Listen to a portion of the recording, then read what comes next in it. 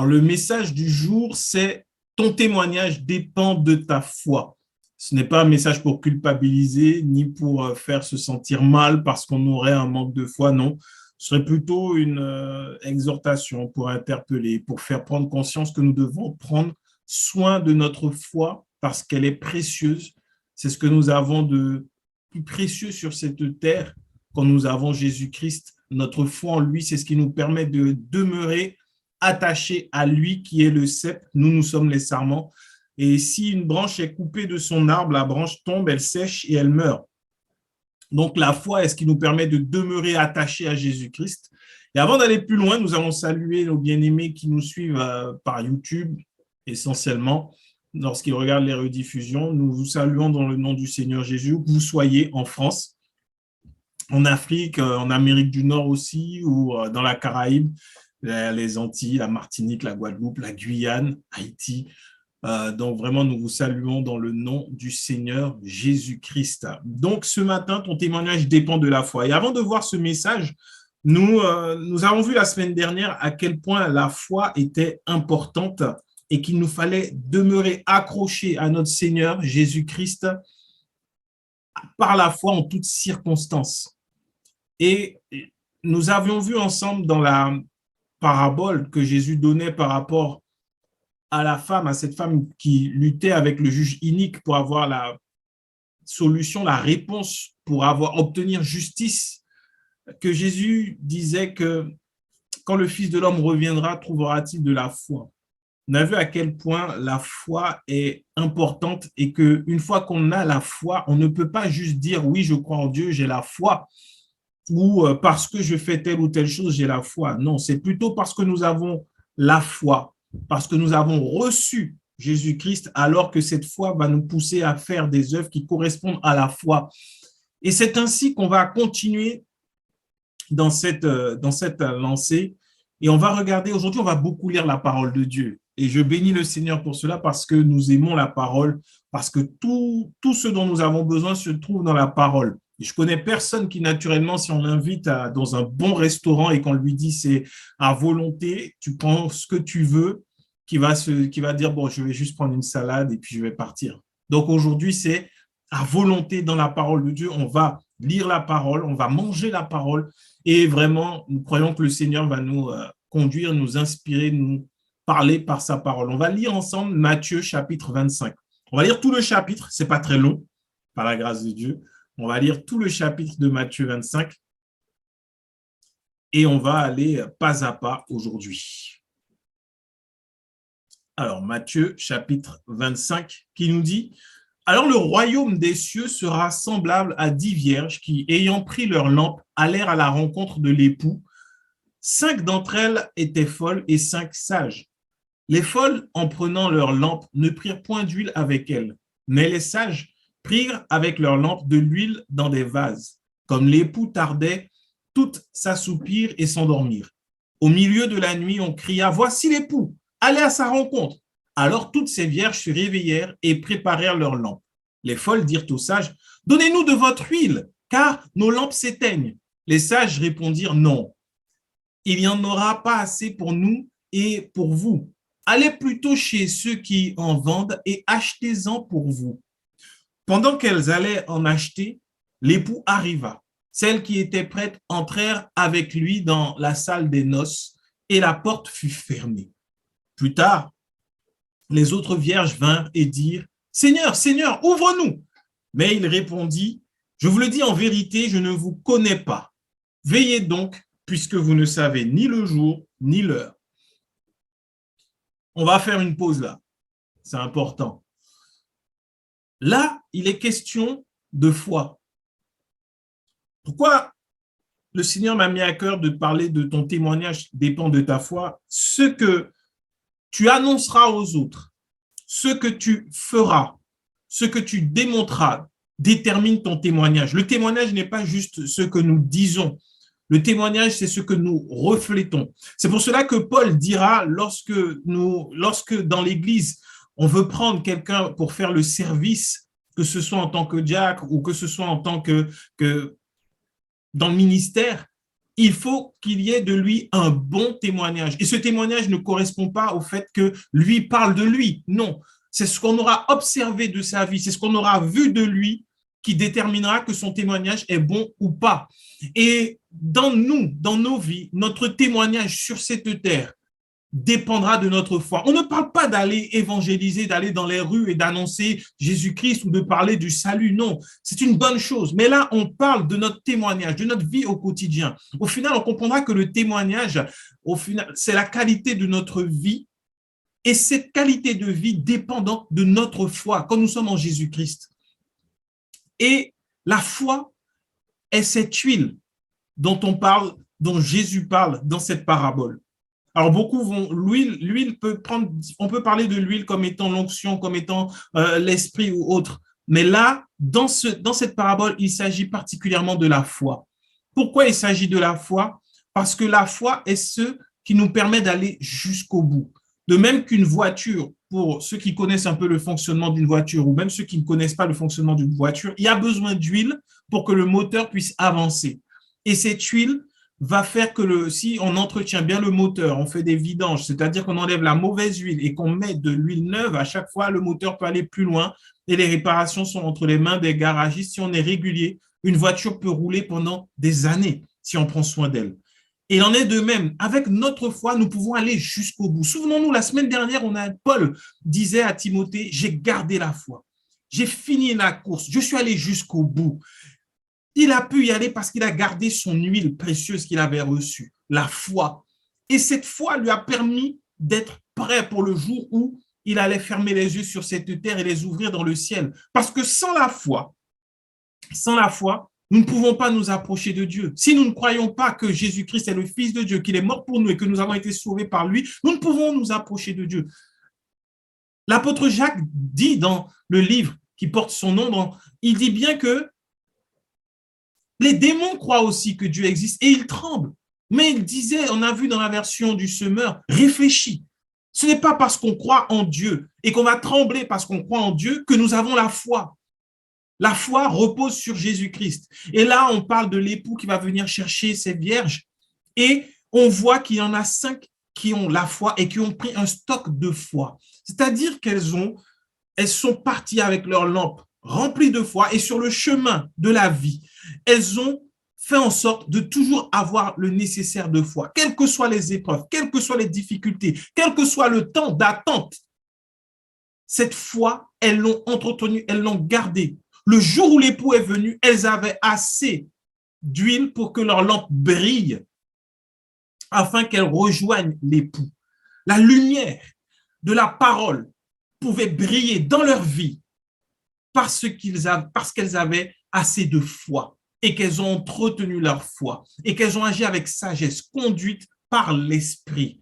Parce que la Bible nous dit également qu'on n'allume pas une lampe pour la mettre sous la table. Au contraire, on la met sur la table pour qu'elle éclaire tout le monde. Et il en est de même de celui qui reçoit la parole. Donc, nous sommes cette lampe. Nous sommes cette lampe.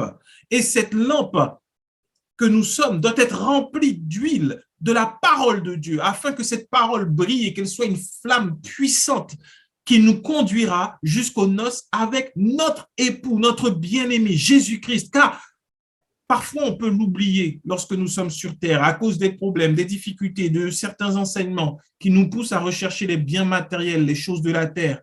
Mais le but que nous avons, nous, c'est de pouvoir nous retrouver avec notre époux et ne nous appuyons pas sur les biens de ce monde. Nous ne recherchons pas les richesses de ce monde, ce sont des biens périssables. Le trésor que nous avons, c'est la parole, c'est la grâce de Dieu. Et par cette parole, alors, nous avons une espérance qui ne dépend pas de ce monde, mais qui dépend des promesses de notre Seigneur, de notre époux, de notre bien-aimé. Et c'est avec cette huile-là que ces vierges ont gardé, elles ont gardé cette huile pour pouvoir être prêtes au jour des noces. Ces vierges qui représentent l'Église, différents types d'Églises. Il n'y a pas une dénomination en particulier que Jésus-Christ va venir chercher. Il va venir chercher son épouse. Et là, ces 5 vierges, les vierges, ce sont des églises qui enseignent la parole.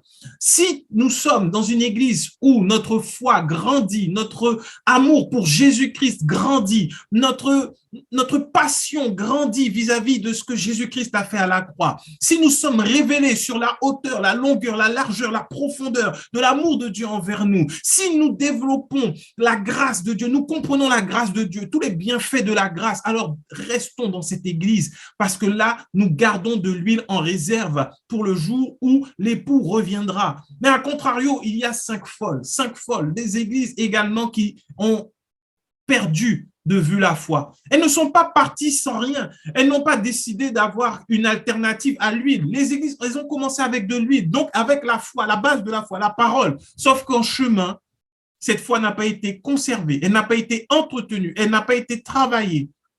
Et donc, au final, au jour des noces, c'est triste, mais l'époux a dit, je ne vous connais pas. Il n'y avait pas cette lumière, il n'y avait pas cette foi nécessaire afin que ces lampes éclairent et mènent à la lumière, mènent à l'époux. Et il en est de même aujourd'hui. Et notre vie reflètera le fait que nous ayons assez d'huile ou non. Le témoignage, notre témoignage, et le témoignage des 5 vierges sages était donc, j'ai gardé la foi. Peu importe l'attente, peu importe les difficultés, peu importe les moqueries, peu importe les railleries.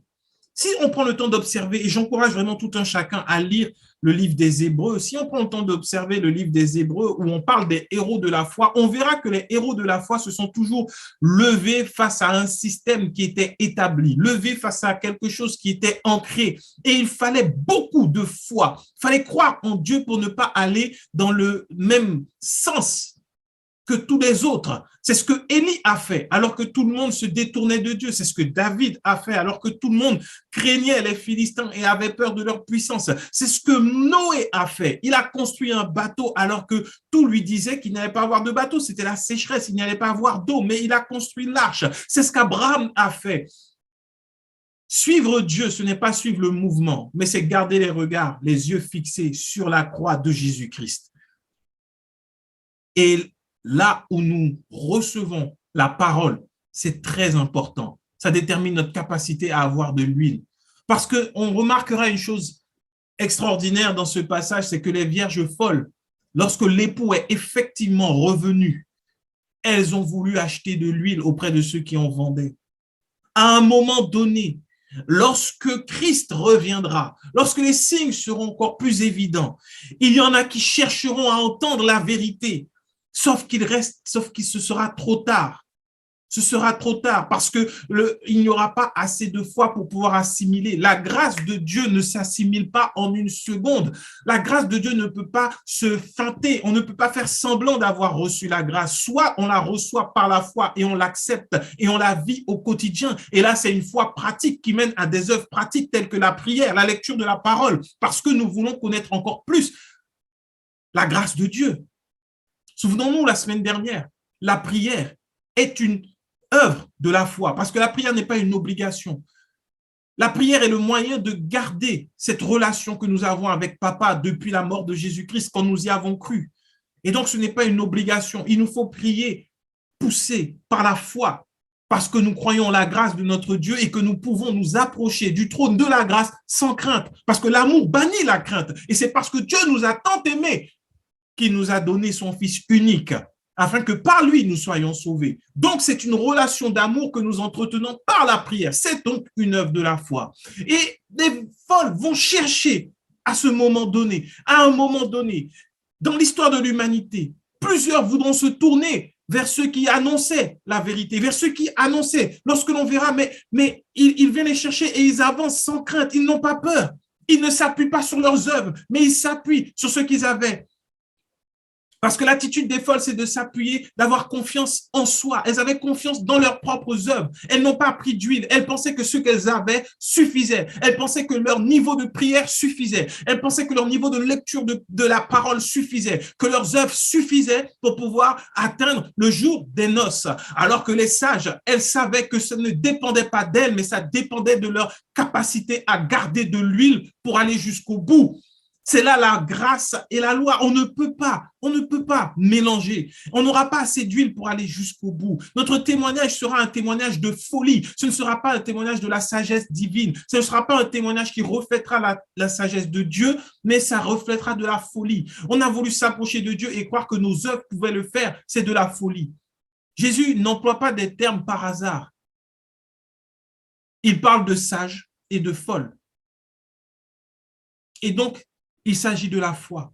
Nous voulons avoir une vie victorieuse. Nous voulons avoir une vie magnifique. Nous voulons avoir une vie qui reflète Jésus-Christ parce qu'il est écrit tel il est, tel nous sommes. Mais si on reprend ce passage dans le contexte, tel il est, tel nous sommes, ça veut dire tel lui est amour. Nous également, nous sommes amour. Pas une histoire de puissance d'onction, non, mais l'amour de Dieu. Et donc, cette sagesse, c'est par la foi que nous l'avons pour être prêts au jour du retour de notre Seigneur Jésus-Christ. Et nous attendrons ce jour avec assurance, avec joie. Nous serons dans la joie, nous ne serons pas dans la crainte, parce que nous n'allons pas nous dire « Oh, mais il est là, mince, je suis encore en colère avec mon frère, je n'ai pas réglé telle histoire, je n'ai pas fait ceci, je n'ai pas fait cela, il ne va pas m'accepter. » Non, même quand nous avons la sagesse qui vient de la foi, qui vient de la grâce, alors nous sommes en paix avec tous. Nous sommes dans l'amour, nous prions pour tous, nous traitons nos ennemis avec amour, nous prions pour ceux qui nous persécutent et qui nous font du mal. Nous n'agissons pas sur la base de ce que nous pouvons faire, mais nous comptons sur la grâce de Dieu et uniquement sa grâce, parce que nous avons l'assurance que la parole de Dieu est la vérité. Et nous ne cherchons pas une autre révélation que la révélation de l'amour de notre Père. Beaucoup se posent la question, mais pourquoi ma vie est sans dessus-dessous? Mais pourquoi je n'y arrive pas? Pourtant, je crois en Dieu, je crois en Jésus-Christ, je vais à l'église, je sers à l'église, je donne mes dîmes, je donne mes offrandes, je fais du bien, je fais ci, je fais ça. Mais ma vie, c'est un chantier sans nom. C'est un terrain miné. Dès que je fais un pas, tout explose et je dois recommencer à faire pour pouvoir faire des sacrifices pour essayer de garder la foi, alors que ce n'est pas ce que demande Dieu. Et c'est un témoignage de folie. Imaginons l'image que le monde peut avoir lorsque nos vies sont des vies folles. Ce témoignage ne parle pas aux gens du monde parce que eux également, leurs vies sont complètement folles, remplies de luttes, de combats. Si c'est pareil entre celui qui a Christ et celui qui n'a pas Christ, alors ça ne vaut pas la peine de venir à Christ. La différence, c'est la sagesse que Dieu nous donne. La crise vient, mais nous sommes en paix. Les flots sont en train de monter, nous sommes dans la barque et nous n'avons pas peur, nous dormons tranquillement parce que nous avons la paix que le Seigneur seul peut donner. La fournaise a été chauffée plus qu'il ne faut et nous marchons en paix au milieu des flammes. Le feu ne nous touche même pas, ni la fumée. Nous sommes couchés, passons la nuit dans la fosse aux lions. Tout cela, c'était des images de la grâce de Dieu. La fosse aux lions, jetée injustement, mais nous sommes en paix et les lions ne nous dévorent pas. Trahis par des amis, jetés dans un puits, vendus comme esclaves, accusés à tort, mais nous gardons les yeux fixés sur la croix parce que Christ est notre paix, notre repos. Ce témoignage de la sagesse de Dieu impressionnera le monde et il voudra connaître celui qui nous a donné ce repos, cet amour, cette foi, ce courage. C'est là la différence entre les folles et les sages. Et les folles se sont réjouis dans les noces avec l'époux. Et les sages se sont réjouis dans les noces avec l'époux, alors que les folles, elles, n'ont eu que des portes fermées. Et ce qui est terrible, c'est qu'il répondit, je ne vous connais pas. Je ne vous connais pas. Veillez donc, puisque vous ne savez ni l'heure ni le jour. Veillez. Veillez à la qualité de la nourriture spirituelle que vous mangez. Ça, c'est quelque part de notre responsabilité. Si nous avons cru au Seigneur Jésus-Christ, si nous avons été baptisés au nom du Seigneur Jésus-Christ, si nous avons accepté de croire en Dieu lorsqu'on nous a annoncé Jésus-Christ, ne nous laissons pas détourner sur une autre parole que celle-là. Si Jésus-Christ n'est pas au centre des enseignements, cela ne sert à rien. Si je vous encourage vraiment à écouter les témoignages qu'il peut y avoir à gauche, à droite, sur les réseaux sociaux. Je bénis le Seigneur pour cela parce que plusieurs veulent parler, veulent annoncer, veulent dire ce qu'ils ont expérimenté, des guérisons, des miracles, des libérations. Mais ce qui me choque quelquefois, c'est que dans les témoignages qui sont dits, qui sont écrits, qui sont filmés, Jésus n'est tout bonnement pas là. Il n'est pas au centre du témoignage. Un exemple de témoignage, je ne l'ai pas lu, je l'invente, pour qu'on ne puisse pas dire que j'ai pris le témoignage de quelqu'un et que je l'ai dénigré. Non, je l'invente.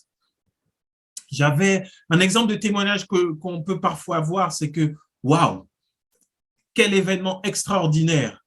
Vraiment, il y a de l'onction sur cet homme de Dieu ou dans cette église. Au moment où l'homme de Dieu a parlé, j'ai expérimenté des picotements et tout mon dos s'est redressé. J'avais mal au dos depuis des mois et des mois. Vraiment, Dieu était présent au milieu de nous. Merci à Dieu. Je bénis le Seigneur pour la vie de cet homme de Dieu. C'est un véritable homme de Dieu. Vraiment, gloire à Dieu. Jésus n'est pas au milieu de ce témoignage. Jésus n'est pas dans ce témoignage. En quoi Christ est glorifié et reconnu comme étant la source de la guérison? Alors, ça paraît beau, effectivement, il s'est passé quelque chose. La personne ne ment pas. Son dos s'est redressé. Elle était courbée, son dos s'est redressé. Mais à aucun moment, dans le témoignage qui est donné, on dit « Waouh, je n'ai rien fait pour.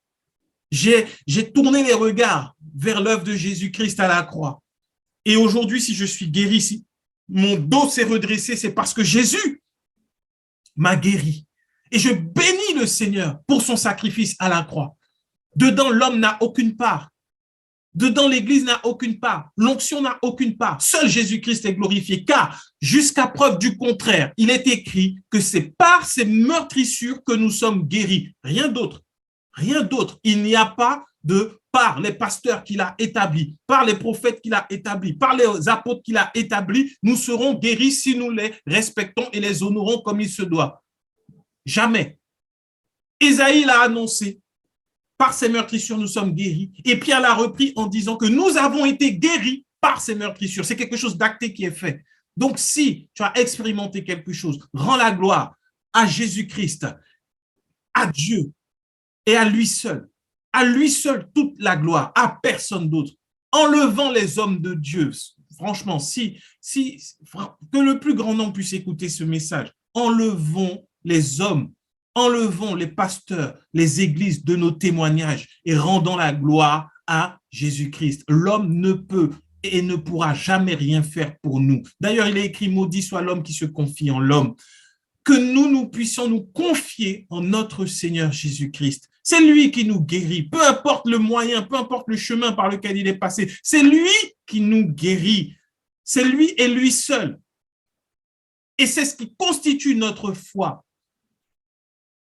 Pour revenir sur notre passage qui était censé être une introduction, mais qui a duré plus longtemps, Matthieu 25, on va aller plus loin. On va regarder Matthieu 25, on va repartir sur le verset 14. Et Jésus continue en disant, il en sera comme d'un homme qui, partant pour un voyage, appela ses serviteurs et leur remit ses biens. Il donna 5 talents à l'un d'eux, à l'autre et au troisième, à chacun selon sa capacité, et il partit. Aussitôt, celui qui avait reçu les 5 talents s'en alla, les fit valoir et il gagna 5 autres talents. De même, celui qui avait reçu les 2 talents en gagna 2 autres. Celui qui n'en avait reçu qu'un alla faire un creux dans la terre et cacha l'argent de son maître. Longtemps après, le maître de ses serviteurs revint et leur fit comprendre et leur fit rendre compte. Celui qui avait reçu les 5 talents s'approcha en apportant 5 autres talents. Et il dit, Seigneur, tu m'as remis 5 talents. Voici, j'en ai gagné 5 autres. Son maître lui dit, c'est bien, bon et fidèle serviteur. Tu as été fidèle en peu de choses, je te confierai beaucoup. Entre dans la joie de ton maître. Celui qui avait reçu les deux talents s'approcha aussi et il dit, Seigneur, tu m'as remis 2 talents. Voici, j'en ai gagné 2 autres. Son maître lui dit, c'est bien, bon et fidèle serviteur, tu as été fidèle en peu de choses, je te confierai beaucoup, entre dans la joie de ton maître. Celui qui n'avait reçu qu'un talent s'approcha ensuite et il dit, Seigneur, je savais que tu es un homme dur qui moissonne où tu n'as pas semé et qui amasse où tu n'as pas vanné. J'ai eu peur, je suis allé cacher ton talent dans la terre. Voici, prends ce qui est à toi. Son maître lui répondit, serviteur méchant et paresseux, tu savais que je moissonne où je n'ai pas semé et que j'amasse où je n'ai pas vanné. Il te fallait donc remettre mon argent.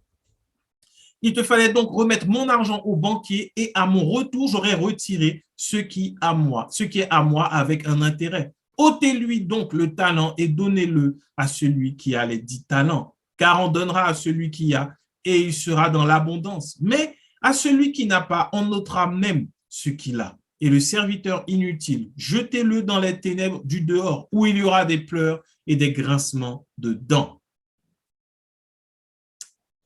Amen. On peut faire une pause également là.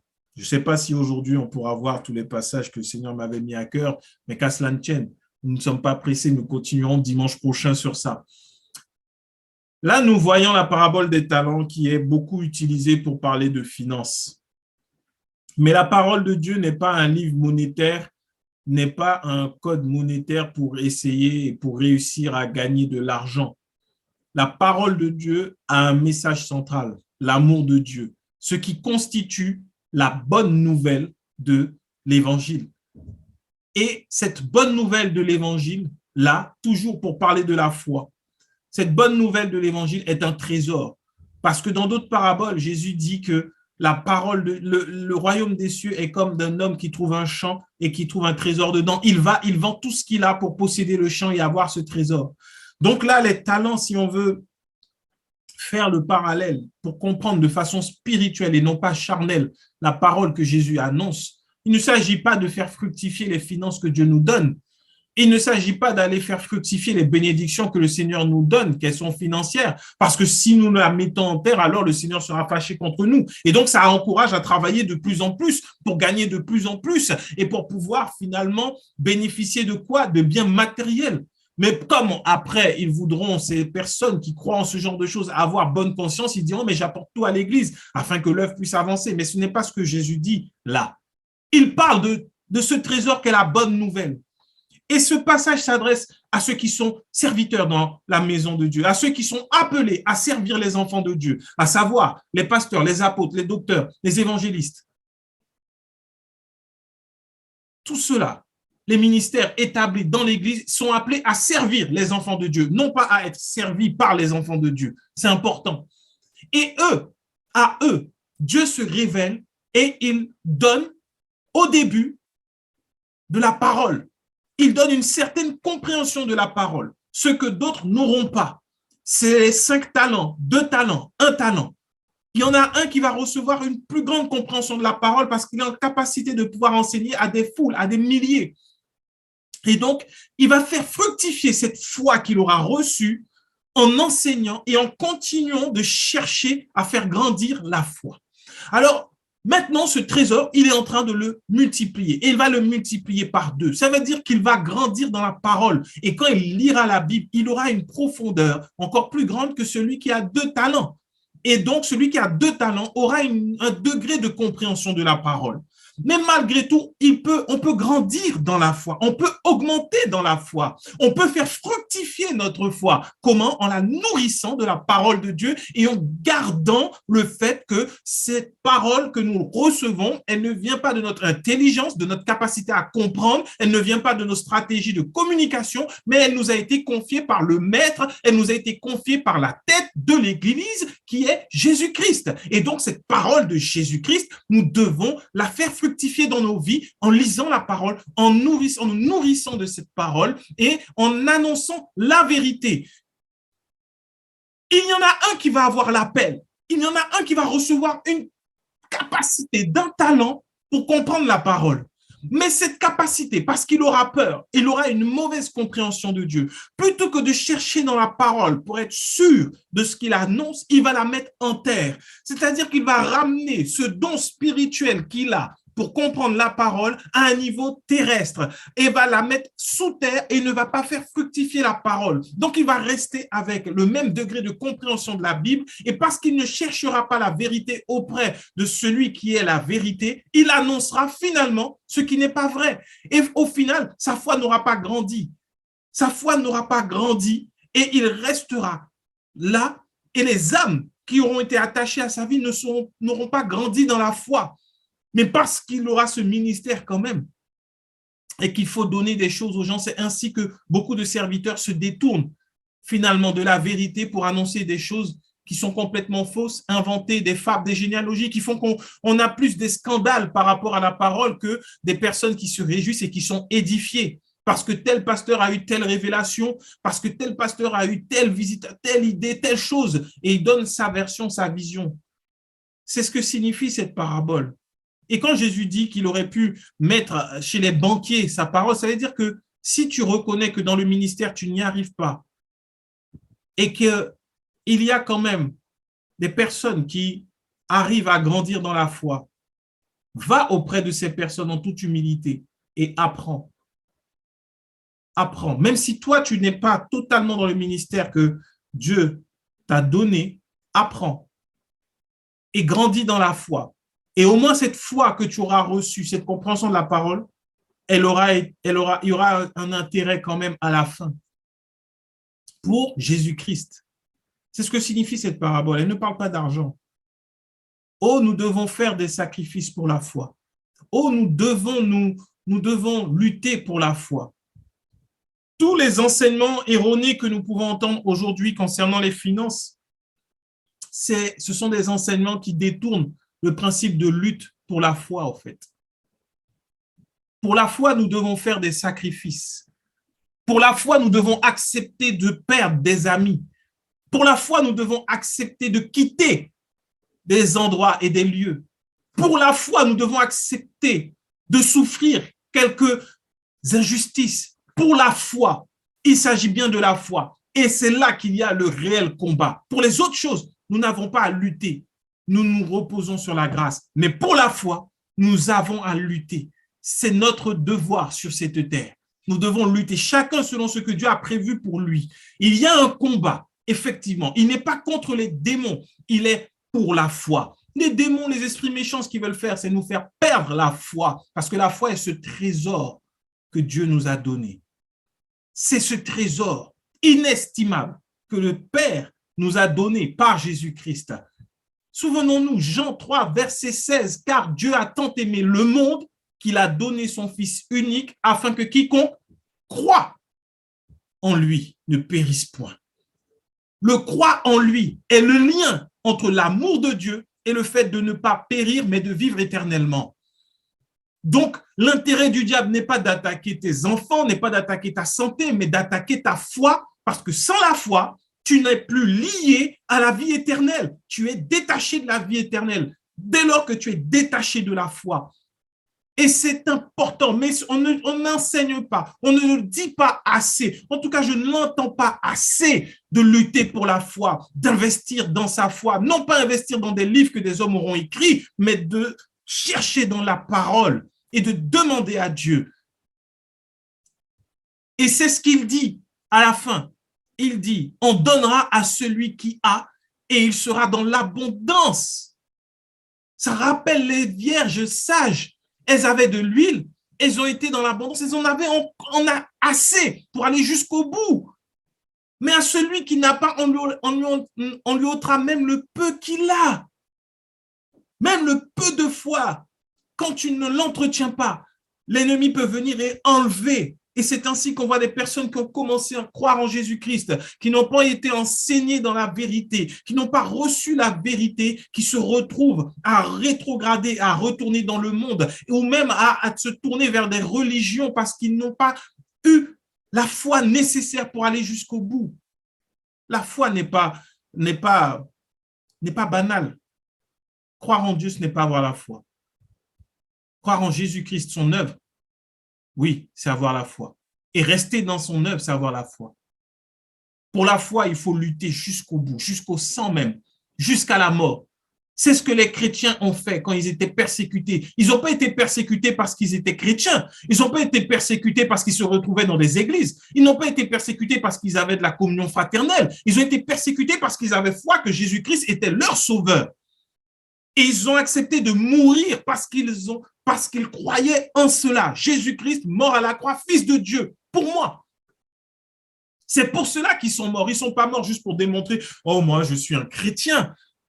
Moi, j'aime Dieu. » Non, ils sont morts parce qu'ils ont cru jusqu'au bout en Jésus-Christ, leur salut, et que peu m'importe ce qui se passe avec mon corps, peu importe si je meurs, mais je veux mourir avec ce témoignage de ce que Jésus-Christ est mon salut, qu'il est fils de Dieu et qu'en lui, je suis sauvé. Voilà ce avec quoi nous devons vivre tous les jours.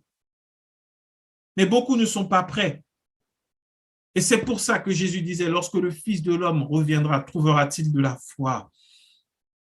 Lorsque nous élevons la voix, nous devons prier notre Père afin que notre foi soit fortifiée, qu'elle grandisse et qu'il nous conduise là où nous allons entendre et recevoir la vérité.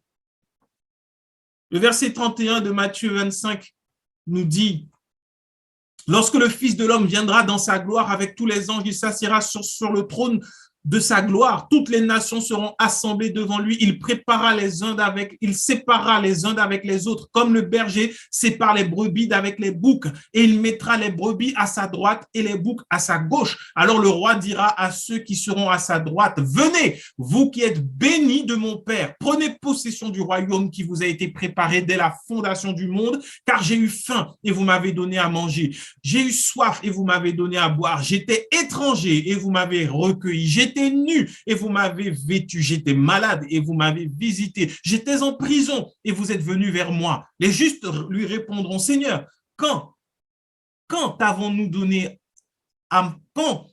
vu avoir faim? Quand t'avons-nous donné à manger ou avoir soif?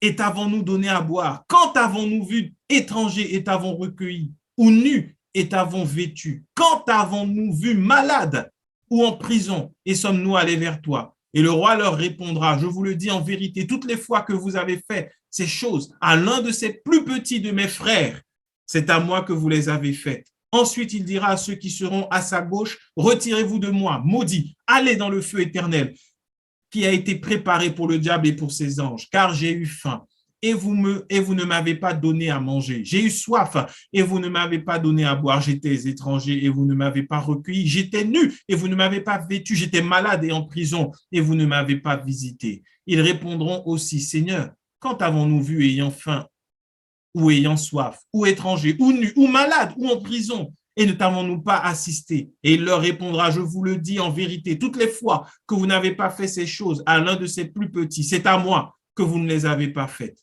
Et ceux-ci iront au châtiment éternel, mais les justes à la vie éternelle. Les justes sont ceux qui sont justifiés par la foi. On est d'accord? C'est ce que dit la parole. Et ce qui est important là, quand Jésus donne quelque part les critères de ceux qui seront reconnus par lui à la fin des temps, on voit qu'il ne s'agit pas de ceux qui auront eu beaucoup d'églises, qui auront construit beaucoup d'églises, qui auront gagné beaucoup d'âmes, qui auront fait beaucoup de campagnes d'évangélisation, qui auront chassé des millions et des millions de démons. Il ne s'agit pas de ça. Il s'agit de ceux qui auront démontré par la foi l'amour de Dieu envers leurs prochains, particulièrement les frères en Christ. Parce qu'il dit bien, les justes demanderont, mais quand avons-nous fait? Il a dit, vous l'avez fait quand vous l'avez fait à mes frères.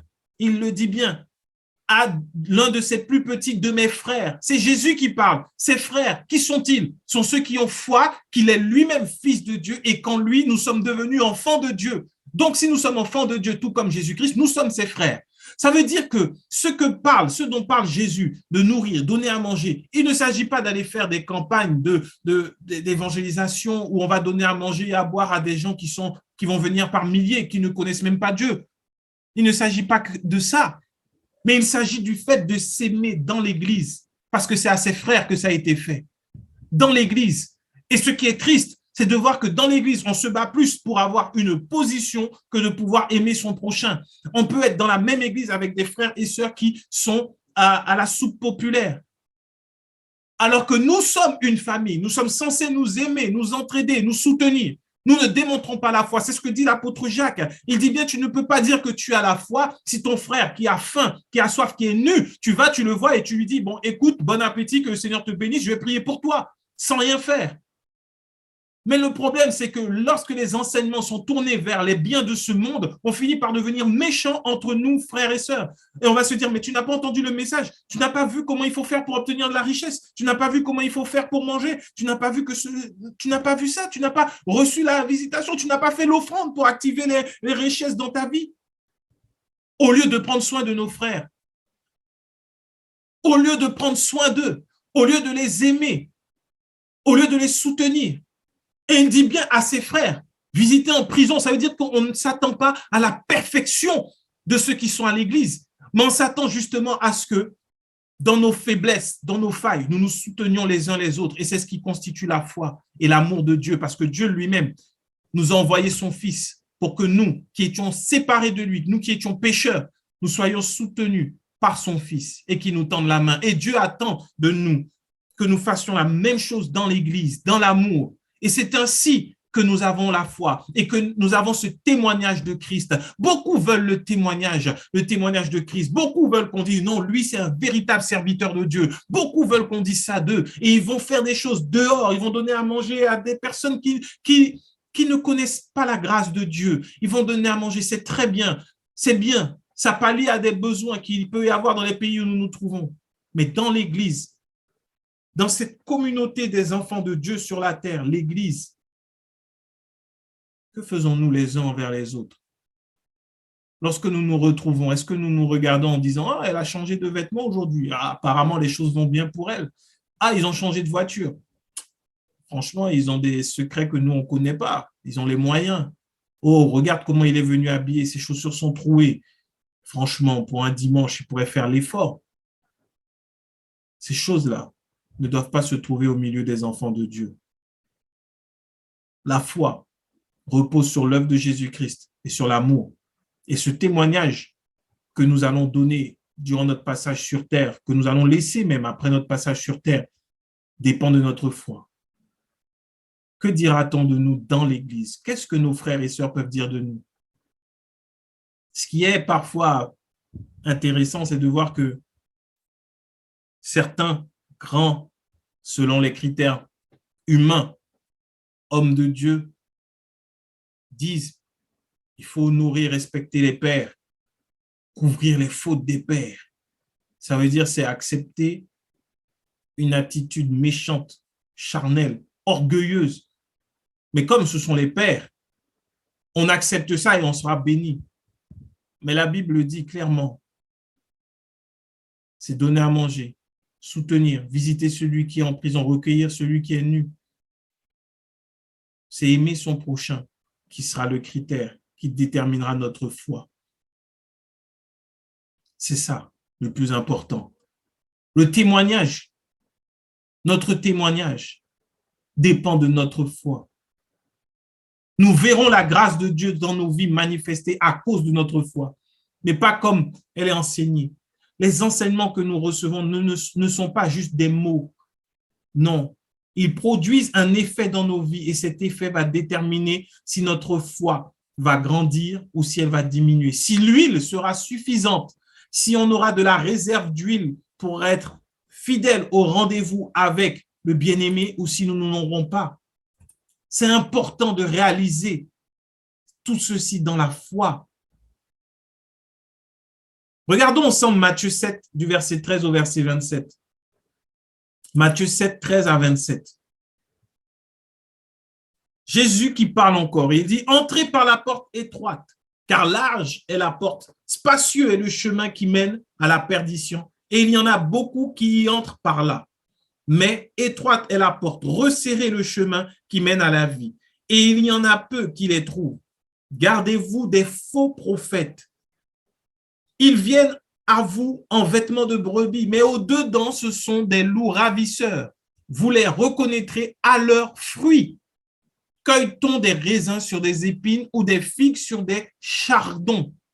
Tout bon arbre porte de bons fruits, mais le mauvais arbre porte de mauvais fruits. Un bon arbre ne peut porter de mauvais fruits, ni un mauvais arbre porter de bons fruits. Tout arbre qui ne porte pas de bons fruits est coupé et jeté au feu.